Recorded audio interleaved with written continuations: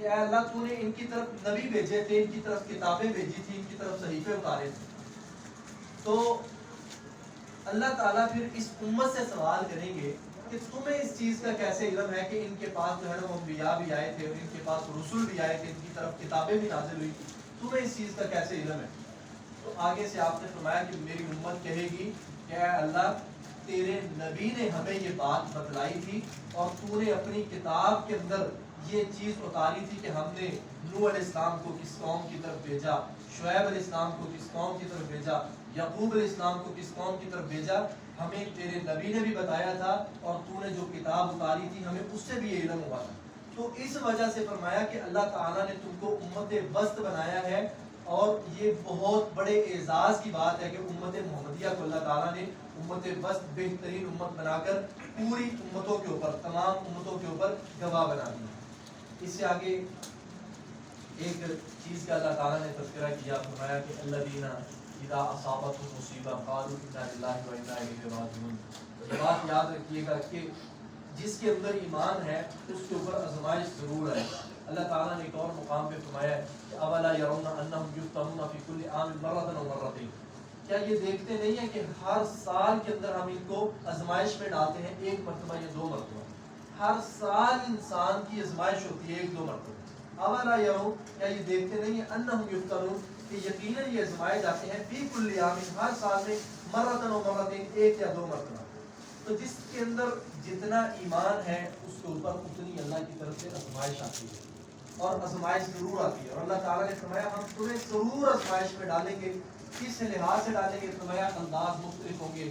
کبھی اناج کی کمی ہے، پھلوں کی کمی ہے، اور کبھی اولاد لے کر اولاد لے لیں گے، اس چیز سے بھی ہم تم کو آزمائیں گے. بھوک سے آزمائیں گے، رزق کی کمی سے آزمائیں گے. آگے اللہ تعالیٰ نے فرمایا وبشر الصابرین، صبر کرنے والوں کو خوشخبری دے دینا. اس کا مطلب یہ ہے کہ جو آزمائش اور مصیبت کے اوپر صبر کر جائے گا اللہ تعالیٰ اسے نعم البدل ضرور بھی ضرور عطا کریں گے. کیسے عطا کریں گے؟ مسند احمد کے اندر حدیث ہے، انس رضی اللہ عنہ حدیث کے راوی ہیں کہ ابو سلمہ رضی اللہ تعالیٰ عنہ بیان کرتے ہیں کہ میں رسول اللہ صلی اللہ علیہ وسلم کی مجلس میں بیٹھا ہوا تھا.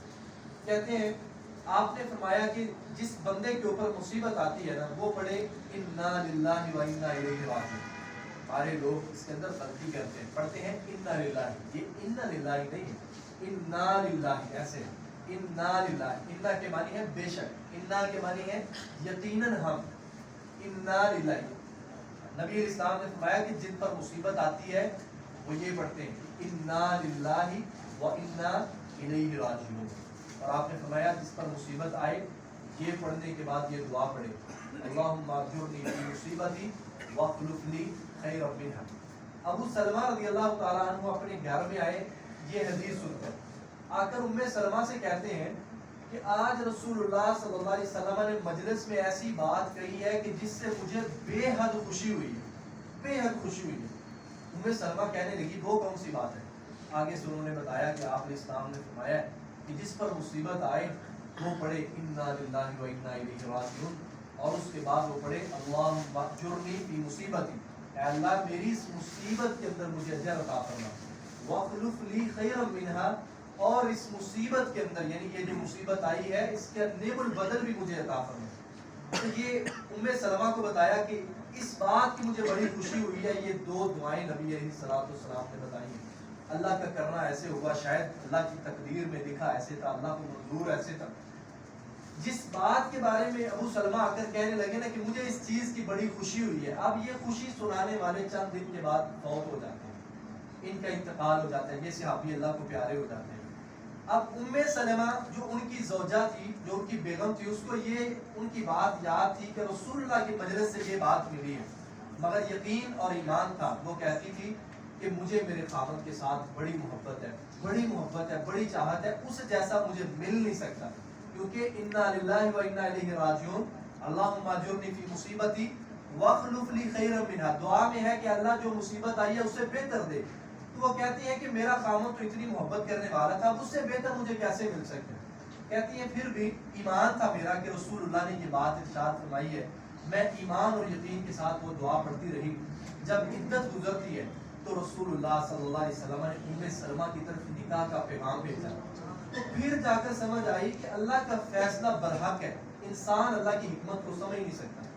تو اس سپارے کے اندر ایک یہ بہت بڑی جو ہے بہت بڑا قانون اللہ تعالیٰ نے دیا ہے کہ میرا مسلمان بندہ جو ہے اس پر جب بھی مصیبت آئے گی سب سے پہلا لفظ جو اس کی زبان سے اسی وقت نکلے وہ انا للہ و انا الیہ راجعون کا ہونا چاہیے. سارے آؤ کرنے کے بعد کہہ دیا ہمارا تو صبر ہے, یہ صبر نہیں ہے. صبر عند الصدمۃ الاولی, جب مصیبت آئی ہے اسی وقت آپ کہیں انا للہ و انا الیہ راجعون, اور پھر کہیں اللہم اجرنی فی مصیبتی. یہ ایسے ہوتا ہے بسا اوقات انسان اپنے گھر میں ہے یا کسی بھی جگہ پر ہے, اس کو کال جاتی ہے کہ فلاں جو ہے اس کی وفات ہو گئی ہے, انسان وہاں پہ رونا کرلانا شروع کر دیتا ہے, یا گھر کے اندر خواتین جو ہوتی ہیں وہ اس طرح رونا شروع کر دیتی ہیں, آہو بکا اور چیخو پکار.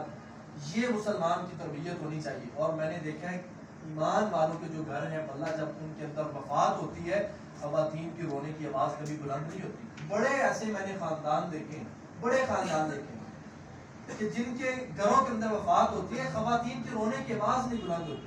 رسول اللہ صلی اللہ علیہ وسلم سے بھی اس چیز کا سبق ملا جب آپ نے اپنے پیارے لختے جگر ابراہیم کو اپنے ہاتھوں پہ اٹھایا ہوا تھا اور لوگوں نے یہ بات کہی تھی کہ یہ جو نبی ہے ان کی دعوت آخر کب تک چلے گی. نعوذ باللہ جو ان کی اولاد ہوتی ہے بیٹا وارث بنتا ہے, جو بیٹا ہوتا ہے وہ فوت ہو جاتا ہے. تو جب ابراہیم فوت ہوئے تو رسول اللہ صلی اللہ علیہ وسلم نے کیا فرمایا تھا, ان العین تدمع ان القلب یحزن والعین تدمع انا بفراقک یا ابراہیم لمحزونون. دل پریشان ہے, آنکھوں سے آنسو بہ رہے ہیں, تیری جدائی کے اوپر ہم غمگین ہیں, پریشان ہیں. آپ نے فرمایا مگر اس زبان سے ایسی بات نہیں کہیں گے جس سے ہمارا رب ناراض ہو جائے, کبھی ایسی آپ بات نہیں کہیں. تو ایمان والا ہمیشہ مصیبت کے اوپر کہتا ہے انا للہ و انا الیہ راجعون, اللہم اجرنی فی مصیبتی واخلف لی خیرا منہا. اس سے آگے حج کا جو ہے نا وہ اللہ تعالیٰ نے تذکرہ فرمایا, حج کے مہینوں کا ذکر کیا. رسول اللہ صلی اللہ علیہ وسلم نے اپنی مبارک حیات طیبہ کے اندر 4